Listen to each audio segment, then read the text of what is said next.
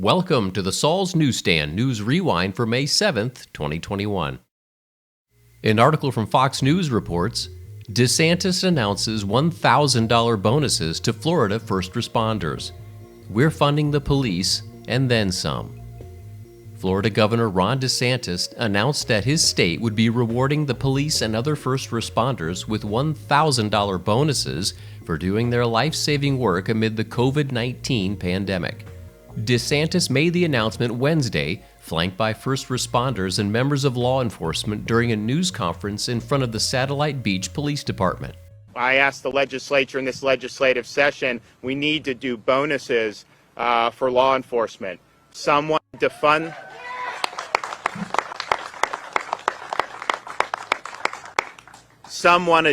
the police. We're funding the police and then some. The $1,000 payments will be doled out to every first responder who continued their work through the coronavirus pandemic, including firefighters, EMTs, and the aforementioned police, in a one-time payment. DeSantis' announcement comes as progressives continue to pound the drum calling for defunding of police following the murder conviction of former Minneapolis police officer Derek Chauvin.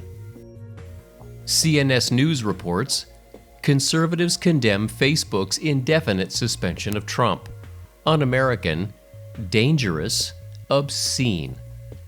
Conservative groups condemn the decision by Facebook's oversight board on Wednesday to continue to block former President Donald Trump's Facebook page and Instagram account as un-American and an obscene abuse of power, pointing out that if it treated liberals like Senator Bernie Sanders the same way, people would be outraged.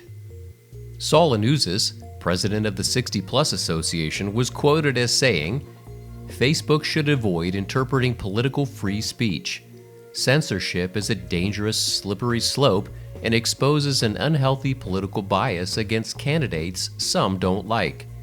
If someone advocates violence and breaking the law, that's not hard to determine.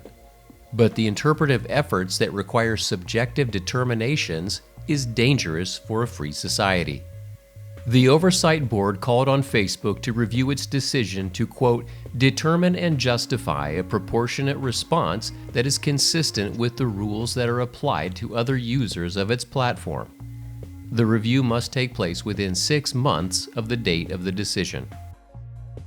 And finally, another Fox News article informs us, Biden's bizarre Amtrak story doesn't add up.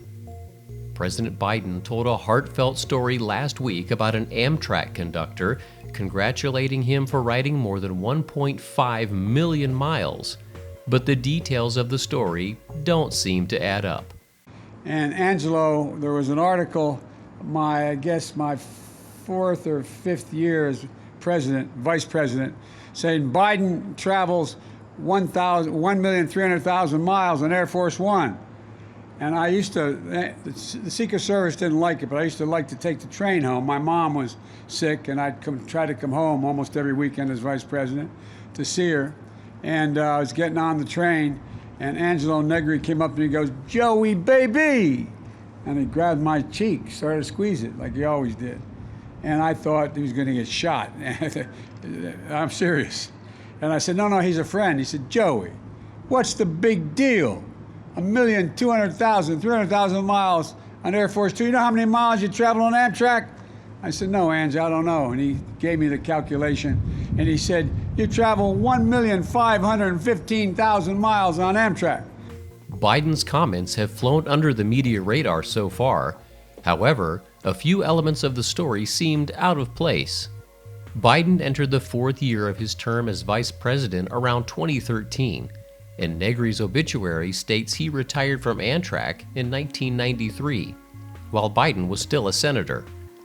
Meanwhile, Biden's mother, Catherine Eugenia Finnegan, died in 2010.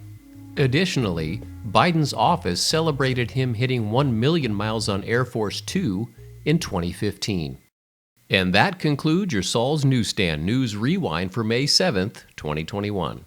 For more political news faster, visit saulsnews.com.